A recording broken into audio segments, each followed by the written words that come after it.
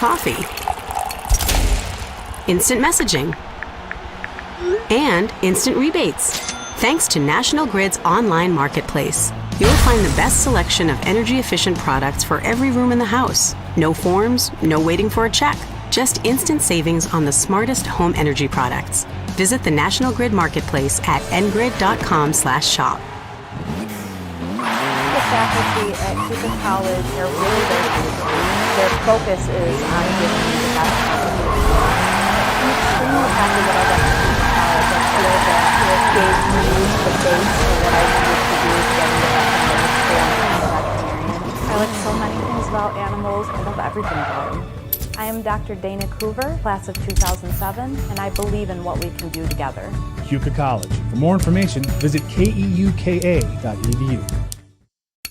From Paramount Pictures, Overlord. What happens to those people? They have been given a purpose. A mission to save the living. You gotta move! Will become a battle against the undead. Overlord is 91% fresh on Rotten Tomatoes. It's intense and horrific. One hell of an entertaining ride. From producer J.J. Abrams. Overlord appears on next Friday. Veda's new cherry almond shampoo and conditioner makes your hair perfectly soft. Its amazing aroma is 100% natural delight. Try Veda's cherry almond today and learn more at Veda.com or experience the aroma at an Veda salon store near you. Only at a price list.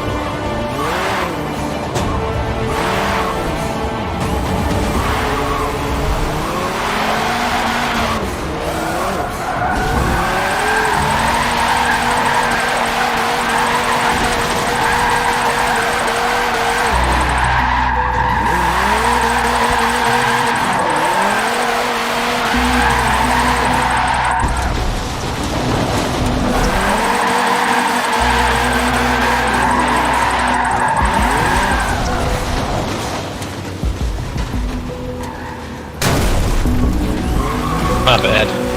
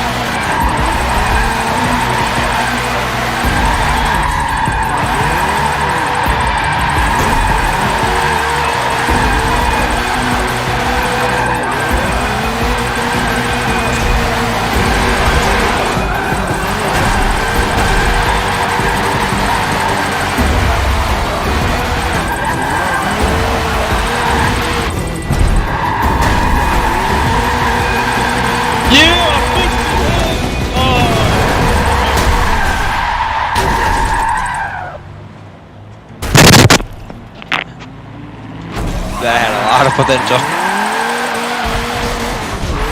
Very unfortunate.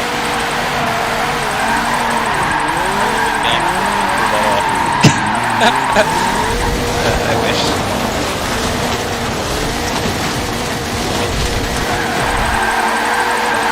This thing has way too much power to stay behind any of you.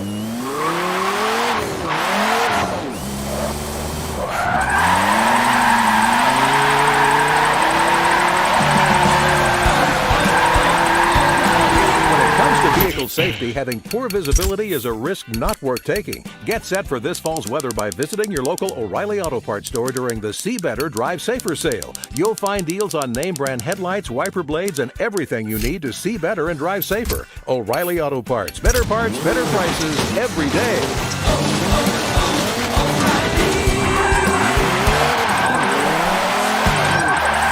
This holiday, the best internet meets the best things to do on the internet. When you switch to Fios, the 100% fiber optic network, you'll get a year of Amazon Prime on us. Already have it? We'll cover another year. With Fios and Prime, you can stream your favorite Prime originals in 4K and get fast free shipping. Switch to Fios Gigabit connection, the fastest internet available with speeds up to 948.80 megs plus TV and phone for just $79.99 a month with a 2-year agreement. 100% fiber optic network. 100% phenomenal. Go to getfios.com to switch today. From Paramount Pictures, Overlord.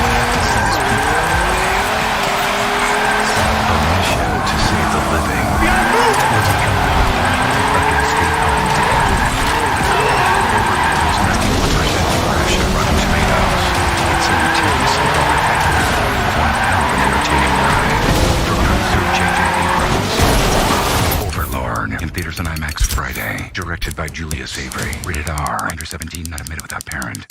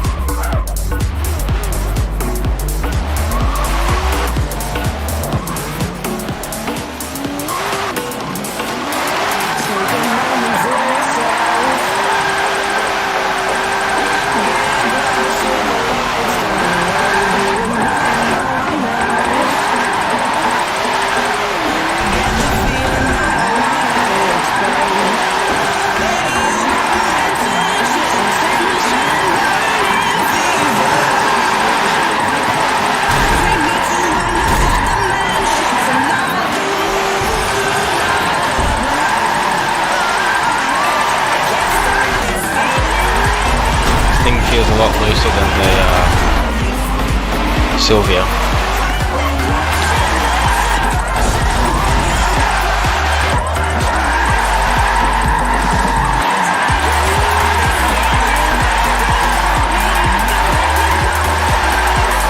At least this has 6 gears. Sylvia has 4.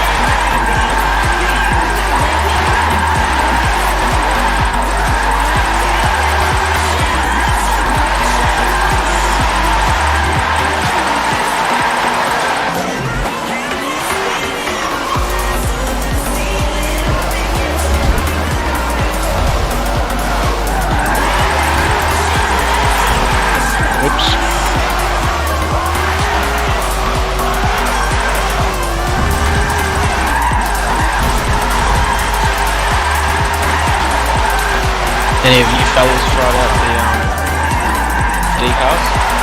Or the drift cut?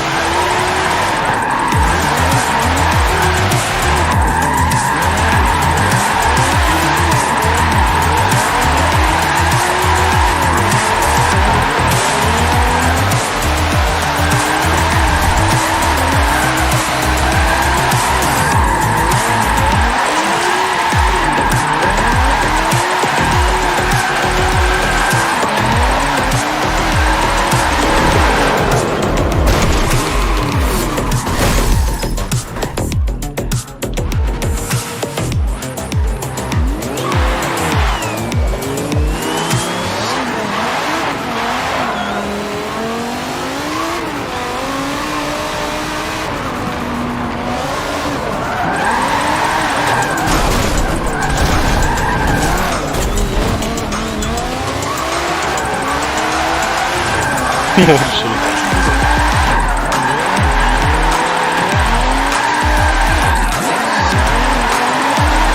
there's a lot of lag, sorry. I'm kind of enjoying that lag.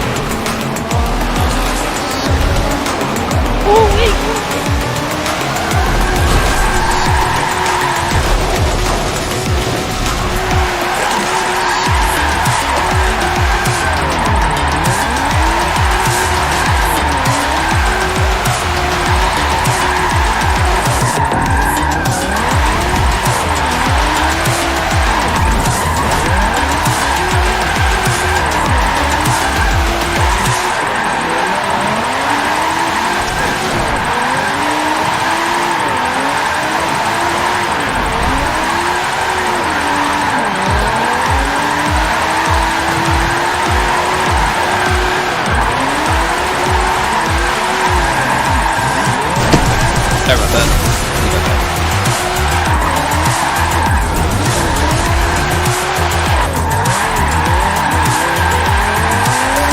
Oh shit, he's down quick. Oh yeah.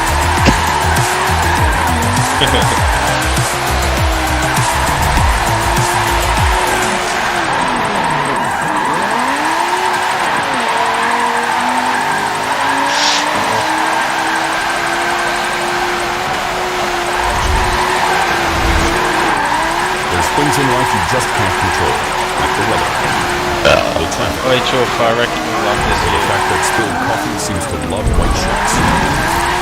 But it's all good, Paid $10 because there's something that for always be able to control your company's finances. SAP Concur integrates all your business's expenses, travel, and invoicing in one simple solution, giving you the visibility and control you to drive your business forward. SAP Concur. It's how the best-run businesses make their expenses run better. Learn more at concur.com/concur. The pharmacy and Cooper College are really their focus is on giving me the best education. I'm extremely happy that I went to Cooper College. I feel that it gave me the base for what I needed to do to get to the best school. I like so many things about Leavenworth. I'm Dr. Dan Stewart. Cooper College. For more information, visit KEUKA.edu. When you shop Plato's Closet, you can score all of your favorite works for less. They carry the gently used current styles you want at prices up to 70% less than you like. So no matter what look you're going for, you'll find it all for less at Plato's Closet. And shop often because their inventory is ever changing, so you never know what amazing deals you'll find. Style and savings are waiting for you today at Plato's Closet. Plato's Closet is located in Syracuse. Click the banner now for more information. Got something on your mind? We provide the check. The one you're listening to now, when you make your voice heard on the things that matter to you, visit yourvocalsprite.com or click this banner to learn more. Get involved. Get vocal. Empowered by Sprite. Fuck.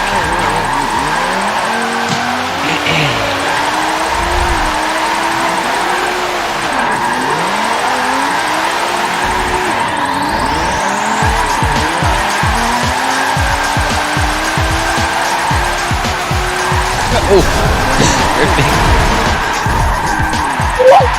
only off by like an inch, but that's all it takes.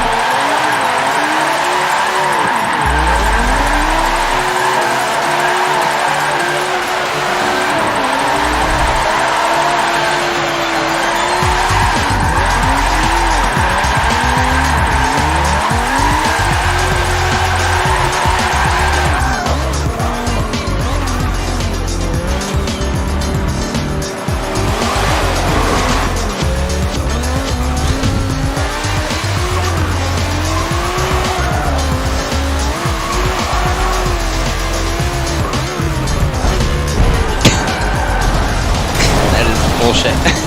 My car just hopped and hit the ground. Fucking twig.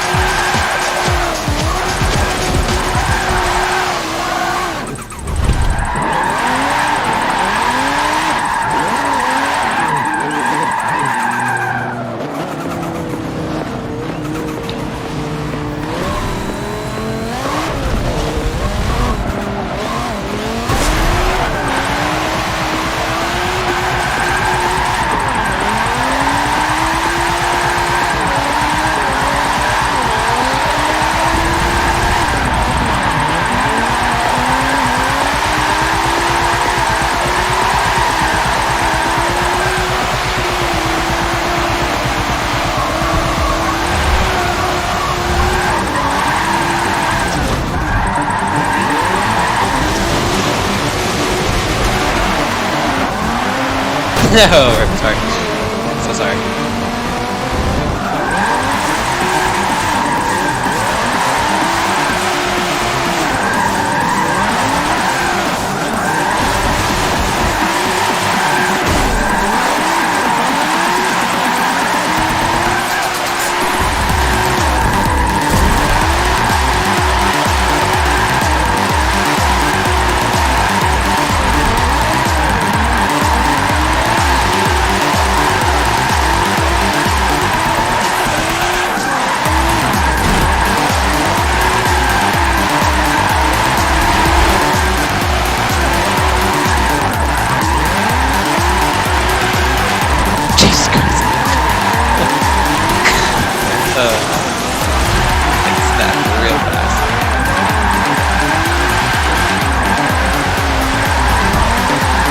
Sharper will snap than I expected for that speed.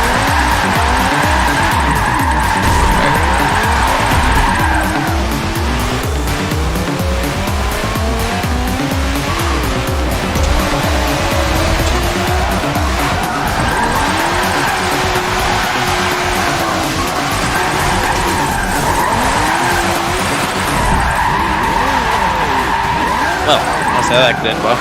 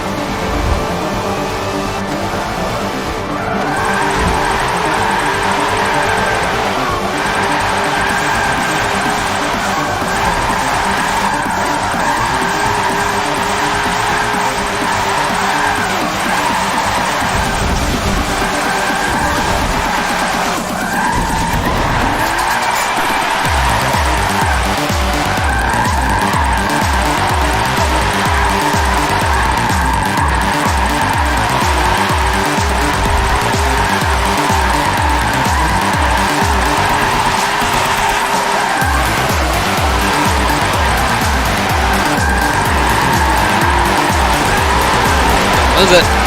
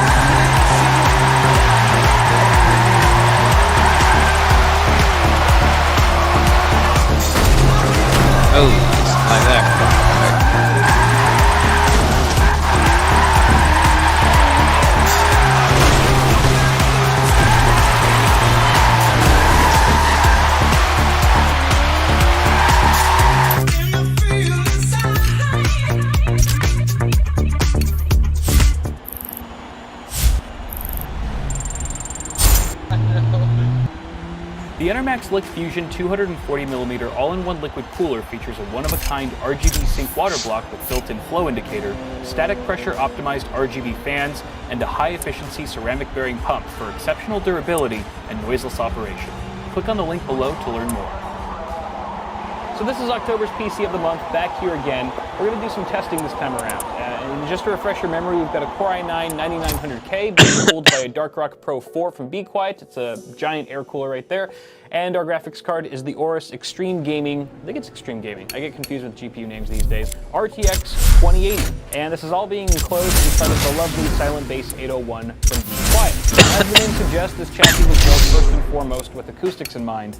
But the issue that I've seen with a lot of silent cases is that they can deliver low noise at the expense of cooling performance. So, and bear in mind, I mean, it's got a front panel that's more or less closed off from the very front. It does have two relatively thin strips on the sides, ventilation strips, that, you know, from the naked eye at least, doesn't look like there's a whole lot of air coming through there. But, you know, who's to say? So I kind of want to put the Silent Base 801 through its paces today in that regard. And I think we have a lot of good example hardware to test it with, because both our CPU and GPU can get fairly warm, especially when overclocked, and we will be overclocking both of them later today.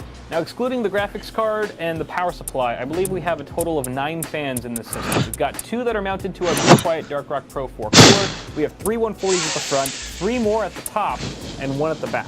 That being said, having a bunch of fans in your system doesn't necessarily equal great airflow. For example, if you have a constrictive front panel or top panel, then that's still going to limit the amount of air that your fans are able to intake and exhaust, and that's going to affect thermals in the long run. So that's what we're up against today. That's what we're sort of testing out. Mainly it's going to be a case study, if you will, on the Silent Base 801. So with that said, let's get to testing. I hope this guy doesn't explode.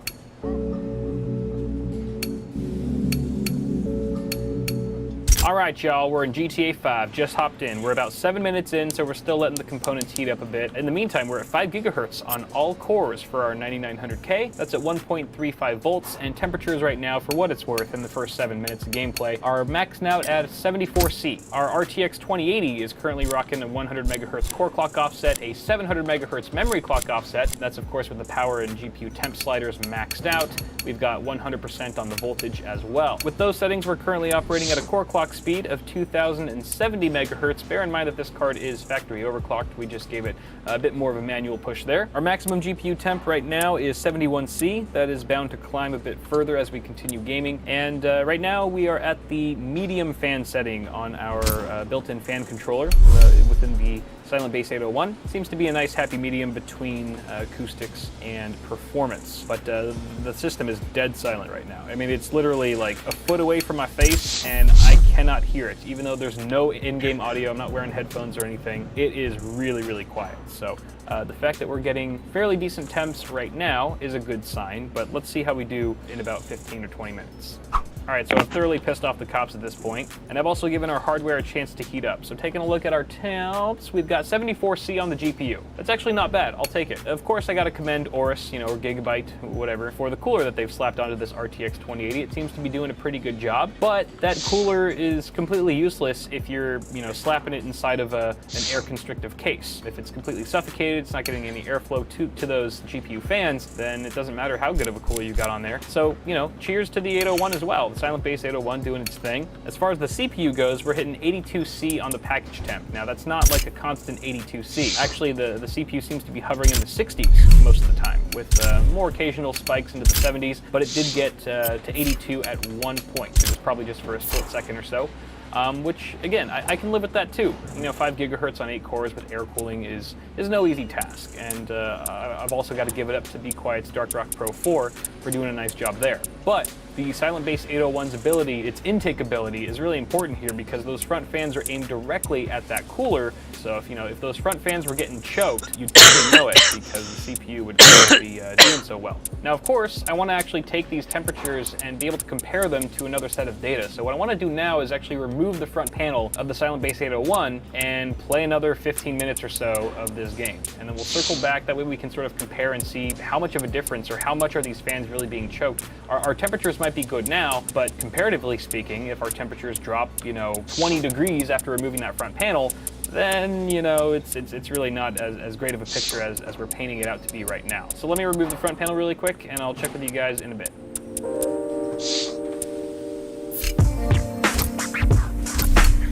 All right, so it's been about 25 minutes, and our temperatures have definitely changed since removing that front panel. For starters, our RTX 2080 is now maxing out at 69 degrees Celsius, woohoo, which is down 5°C from when the side panel or when the front panel was on. Whether or not that's significant, I guess it depends on who you ask. What I can say is that our core clock speed has not changed. We are still operating at 2070 megahertz. There's absolutely zero change to the speed of the card, regardless of the temperature difference. However, that's not to say that if you had different hardware in this case, that the changes would be significant and that you might see a bit of a bump there on your core clock frequency. Moving on to the CPU, we went from 82 degrees Celsius on the max package temp down to now 68. That being said, you also have to sometimes look at these max temperatures, any max values, as outliers, because as I mentioned before, during the initial test with the front panel on, we were operating in the 60s most of the time. We only hit 82°C like for a fraction of a second, and then it went right back down to 65 or whatever. So what I should focus on are just sort of the current sort of average temperatures, and right now we're actually hovering in the 50s more or less, with occasional bumps into the 60s. What that tells us is that we have dropped on average anywhere from 7 to 10 degrees Celsius on our CPU, simply from removing that front panel. And that, I would say, is pretty significant. Now granted, it's not like we were thermal throttling before, but this is just one scenario, and someone who's running, you know, extra hot hardware, let's say a 7980XE that they're trying to overclock to 5 gigahertz, for example, that 7 to 10 degree difference with the front panel on or off could mean the difference between thermal throttling and not. So that's something to bear in mind if you're going extreme overclocking and thermals are a primary concern as opposed to silence or acoustics, then maybe the silent bass cooler one isn't the case for you. What I will say is if you are getting this case and you're throwing in some high-end hardware, especially if you plan to overclock those components, that I would ensure that you have a pretty beefy CPU and GPU cooling solution that's independent from the chassis, because you don't want to rely just on the case to do all of your important cooling. With the system's current configuration, I would feel comfortable using the system on a daily basis, gaming and editing, but if I was cramming in some heavier duty hardware in here, and I was trying to really push the hardware to its limits, then I would probably look for a case that had maybe more open ventilation at the front panel to take more advantage of those intake fans. Those are my findings for today. Hopefully you guys found it helpful. Let me know if you did in the comments below, and if you enjoyed the video, toss a like on it to show your support. It really helps. And get subscribed to the channel for more tech stuff coming at you really soon. Thanks for watching this one, guys. I'll see you in the next video.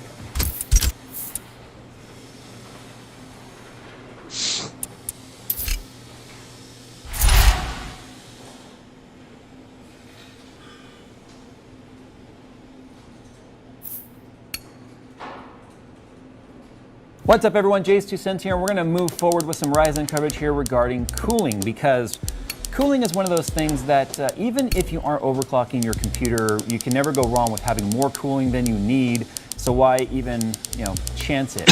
Which is why the stock coolers that typically come with your CPUs, they're good for testing, they're good for getting the system up and running, but usually people will opt to get an inexpensive tower cooler like the Hyper 212 Evo from Cooler Master, or even an AIO, something like NZXT or Fractal Design, Cooler Master, whatever, because they just want a little bit more cooling than what stock can offer them. But AMD, when they launched Ryzen last year, launched the Wraith cooler, which was just getting rave reviews, I almost said Wraith reviews, rave reviews as to being a great factory cooler. Well, this year they stepped it up with the 2000 series even further and offered the Prism cooler with the 2700X. So today we're going to use the Prism cooler and see just how much cooling you're actually getting with it, and can you even overclock by using the stock cooler. Typically that's a big fat no-no, but today we're going to do a yes and we're going to try it out. The new Cooler Master H500P Mesh White provides maximum airflow, sleek design, and elegant tempered glass, giving you the ultimate platform to show off your next build. Learn more about the new H500P by heading to coolermaster.com. So they're actually including the Wraith cooler with the 2600X, which previously this is what you got with the 1800X, which was the top tier, the top dog of the stack. But now the 2700X is the top dog. As you can see, I suck at unboxing. It is a clearly different cooler, and I have already tested this cooler. That's why you're not going to see the stock thermal paste on here. I will be using some of the Cooler Master Master Gel Pro. It's the basic thermal compound, probably very comparable to what would be pre-installed, as you can see right here. But if we go ahead and take a look at both of these coolers, you can see that the Wraith cooler is very similar to kind of like how the Intel cooler is. It's just a big aluminum chunk with all of these heat fins carved into it, and it's got a copper core, and then you've got a fan. So you got a fan right here that blows down through this. The air comes through the fins and then goes out the sides, which actually offers a little bit of cooling to your RAM and your power delivery as well. That's why these downfire coolers are actually pretty good. When you've got a tower cooler kind of mounted here on the motherboard, pulling air through the side, the air never really makes it down to the components, which means you've got to have good case cooling in mind when it comes to cooling the power delivery and the heat sinks around it. But if you've got this downfire cooler like this, you can see as the air comes out the bottom, then you get good cooling for the components around it. But if we take a look at the Prism cooler here, you'll notice a couple of extra things. One, we have got a copper base and 4 copper heat pipes. Now the heat pipes are going to give you better transfer.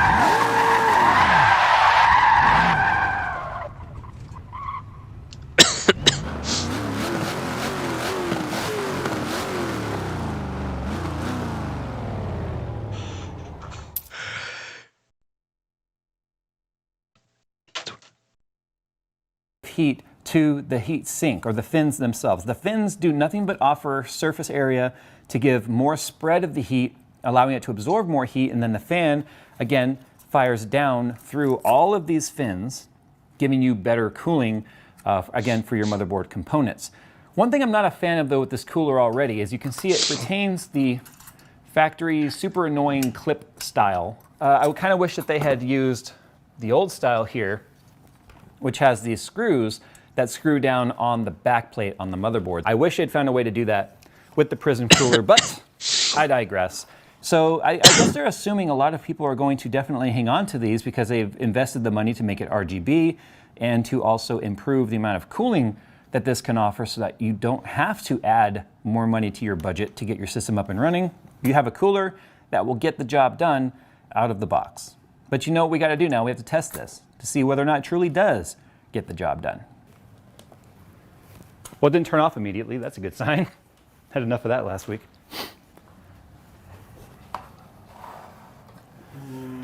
Shiny. Nick, you broke it. Okay, so you guys remember that last video where we killed our SSD? Yeah, that was totally on us. We've talked to Corsair. Turns out somehow, some way, we have no idea how it happened, and some of you guys have already figured it out.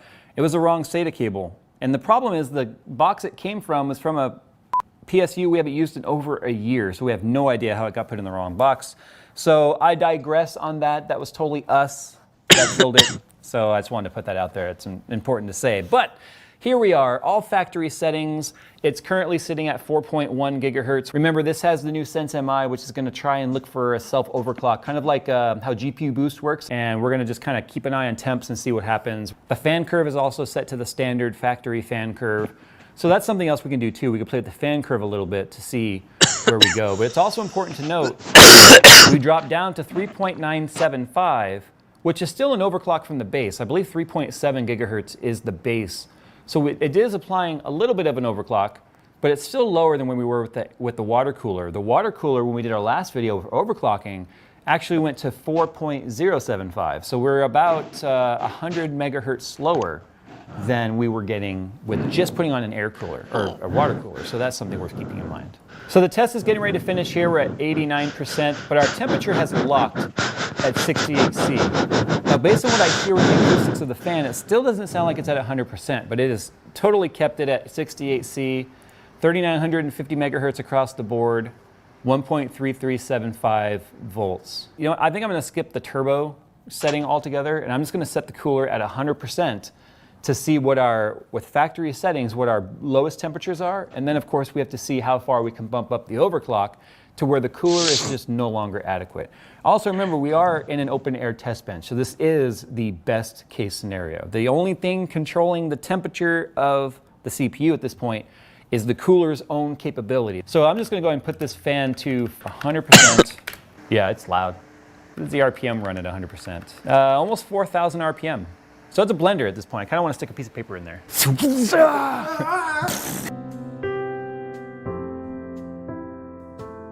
Something worth pointing out is, look, our core speed is higher. So we might see our temperature still reach the same temps as before, but we're going to get faster clocks as we're doing it. Because look, we're at 4.0 across the board, where before we were at 3.950. We are indeed getting faster core speed by just turning up our fan curve. And the test is finished now. So crazy enough, it was only not even 1C lower. Now, yeah, you guys could probably argue like, well, Jay, you left all of the auto overclocking features on, you know, you left Sense MI on, so that's not really a fair test. Well, I think it would be unfair for me to turn that stuff off because no one's gonna buy this chip and go and turn that stuff off. That's why people buy this stuff, is the advanced, you know, Ryzen features and self-overclocking and all of that. But now the real question is, can we actually push the clocks and the voltages with this running on its max speed? So that's what I'm going to do now. I'm going to leave it at max speed, and I'm going to see how far we can actually go. We're just going to adjust our multiplier ratio here. The crazy part is I know I can't hit 4.2 without going up to like 1.42 volts, but we want to see where the limits are of this cooler. I'm not sure 4.2 is going to be doable, to be honest. All right, the moment I hit render, 56, 57, 58, 60, 61. Oh, yeah, I locked up. It locked. I didn't think that was gonna happen. So you know what we gotta do? Or I thought that was gonna happen. So you know what we have to do next is bump up the voltage. Okay, we got 1.38 volts. We got a little bit farther. Last time we froze way down here. All right, we're gonna go to 1.4. What do you think? Just go straight 1.45 and then pull it back? We'll just do it. Let's just do it. I think it's just gonna go straight to like the 80s and then start to throttle. And we are already at 75, 76, 77. No, 4.2 all the way across the board. 90.75. This still says 4.2 though. Like, I don't think it is throttled yet. I'm gonna do this mid-test and see what happens here. Oh, there it goes. Opening up Task Manager was just enough. What do you think? For the sake of science, just try 1.5? If I blow it up, I promise I won't ask AMD for another one. I'll just buy it. 97.5. Is Task Manager gonna work right now? Funny, Task Manager like bricks it. Because I want to compare the core speed and see if it's really throttling. Okay, so I think we got our answer. We can't match AIO performance with the Prism cooler. But I think you'd have to agree, the Prism cooler is doing a pretty darn good job considering the task that we're throwing at it. I'm gonna let it cool down a little bit, and then we're gonna take it off and see what the spread did. Okay, well, I mean, it's not terrible. You know what we have to do now to really make this a valid test? And we should probably throw on another air cooler real quick. What do you think? So I'm gonna use the Noctua, what is this? The NH-U12S SE-AM4. It's actually a specific cooler that was designed for Ryzen during the first launch. But one of the things that I actually really like about this cooler is one, yes, it has the heat pipes, obviously, but it's got a base on here, which is very, very flat. You can see it's reflective like a mirror, which gives us better contact with the cooler, but it also doesn't use the stupid plastic retaining brackets that I told you I hate. It takes these pieces of crap off, and then it uses its own mounting system so that you get just the best torque and mounting possible as you drop them all over the floor and then probably lose them. See, last time we hit what, 95 or 96 C before it crashed? So the test is about to finish 90.25. But you know, the impressive side to this though is that this Noctua cooler was only about 5C cooler, 5C cooler than the Prism. So what can you take from this video? This is a lot better than the Wraith cooler. I wouldn't even try this test with the Wraith cooler. Something else that's important to keep in mind is that most people are not going to be running the loads on their system like Blender. I mean, I think there's a lot of people out there that are aspiring content creators, but most of the time things like gaming, regular surfing of the internet, light workloads are not going to put this kind of heat into your system. Under gaming, I don't know, let's find out real quick actually. But you can see right here, it's locked at 34.88. Like it hasn't moved at all, which is kind of crazy. So, and we're still running 1.5 volts. But guys, that was just us kind of taking a look at the Prism cooler here to see how well it actually performs. The Wraith cooler made a heck of a splash last year, and it looks like the Prism cooler adding RGB flavor and giving us some pretty decent cooling headroom. I did not expect it to be within 5C of the Noctua cooler. I really didn't see that coming. So guys, I'm gonna get out of here. Let me know if there's any other content you want us to cover for Ryzen. I saw your last video with a lot of your comments, and we'll definitely try and incorporate as much of that as possible. But if you're looking to do some minor overclocking with your Prism cooler on your 2700X, definitely capable. And as you go down the stack and there's less cores, the cooling only improves. And this is also a worthwhile cooler for any AM3 or AM4 CPU, so including your Bulldozer, your FX CPUs, your pile driver stuff like 8350s, 8370s, because it uses that factory retention. So as much as I hate this bracket, this little clips, it actually gives it more compatibility with older CPUs. So we're gonna go, guys. Thanks for watching today's video. Make sure you let us know how you thought about this video down below. If you think we did something wrong or we should have tested it in some other way, definitely let me know and we'll try to improve our methods. And if you guys are new around here, why don't you hit that subscribe button. And as always, guys, we'll see you in the next one.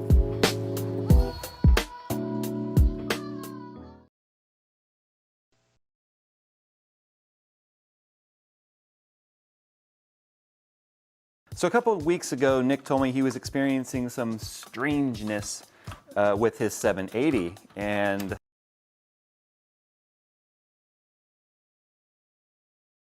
what's going on, guys? Jay's 2 cents here, and I'm gonna bring you a pointless video. Well, one more pointless than they normally are, but I digress. That's besides the point, because it's pointless. Do you want to be cooler? Do you want to be more desirable? You know what, guys? I got new merch. It's available now, crowdme.com/Jays2cents. We got zip-up hoodies, we got Tri-Blend, we got a new logo. I digress. Since 2012, it's a Digress logo. You guys have been asking for that. Anyway, we got all kinds of stuff. Zip-up hoodies, beanies, polos. Don't take my word for it, because obviously I can't do this ad. So just look in the description below and you guys will find the link. Thanks. So this is the 2080 Ti XC Ultra from EVGA. You can still see, this is the card we used when we were battling Steven for the SLI, world record and stuff. You can still see some of the knead eraser kind of jammed in there to protect it from condensation and stuff. But this is a reference PCB. It's the exact same PCB as the Founders card. I heard that the Founders card is actually RGB.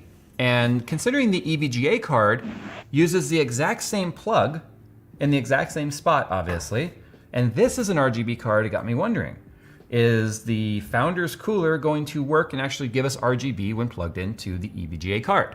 See what I mean? Pointless. It's about RGB, and we're taking a good cooler off and putting one that looks good but performs mediocre on here to see whether or not RGB lights up. Yeah, that's the whole point of today's video, and we're gonna do it. So I'm not gonna fully assemble this card. I'm only gonna put I'm gonna put obviously thermal paste on here, lots of it.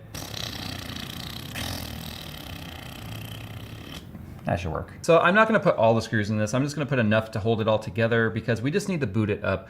The rumor was something along the lines of the RGB was implemented, it was put on the card, but the white wasn't uniform enough or something for Jensen's taste, and he got kind of bent out of shape about it, so he basically ordered that everyone just disable the RGB and ship it with the typical NVIDIA green color. And that's exactly as you know today. You've seen all the Founders reviews, they go up and it's just got that typical pale green NVIDIA color. And I'm curious as to what this would look like if they had actually launched it with the RGB in place. I thermally cooled my beard. So what I've created here is a triple slot Founders Edition card. It looks ridiculous. And yes, I know I could change out this bracket, but I'm not gonna because I'm putting it back to stock. But we're gonna go ahead and test it now. And oh wow, check it out. I just happen to have a computer sitting right here. What luck.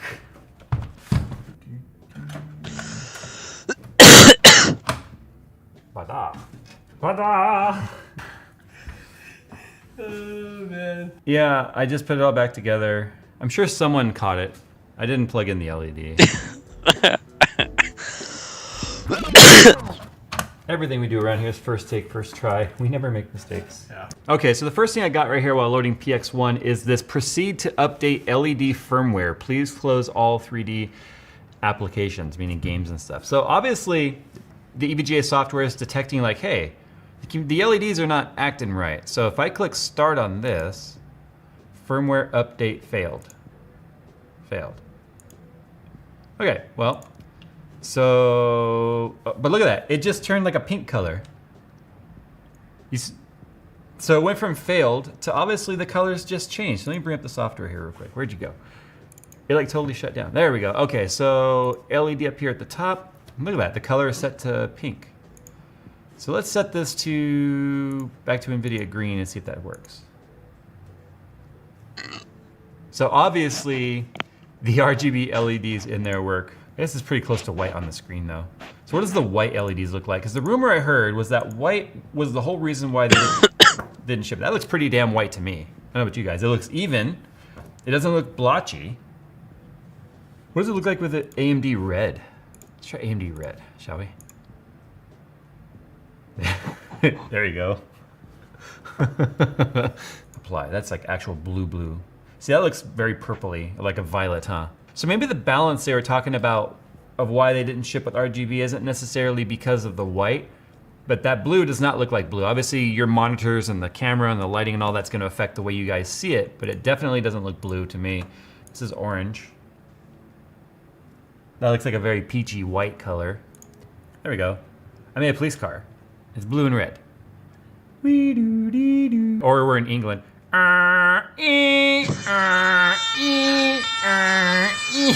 So the moral of today's video is there's obviously more functionality baked into your $800 and $1,200 graphics cards than you even know because it is disabled from the factory. So even if custom BIOS come out from the XOC or the Extreme Overclock community, I have no idea how you would control it because EVGA is obviously controlling this card. Maybe the EVGA Founders or software could control the Founders card if it's unlocked. Maybe we'll test that in the future with our actual Founders card. So again, a pointless video that I just wanted to make to kind of see whether or not this worked and find out with you guys. So thanks for watching, and if you have more video ideas, make sure you let me know because this one came directly from the inbox of people telling me, hey, did you know the 2080 Ti actually has RGB? And I was like, no, that's actually kind of neat. Maybe I should test it. And I thought, how would I test it? I don't know. But I do have the EVGA card, which uses the exact same header. So as you can see, it obviously worked. RGB is just made up of 3 different LEDs. A white LED, no. I mean, RGB. It's 3 colors, come on. You got this? So, I have to poop.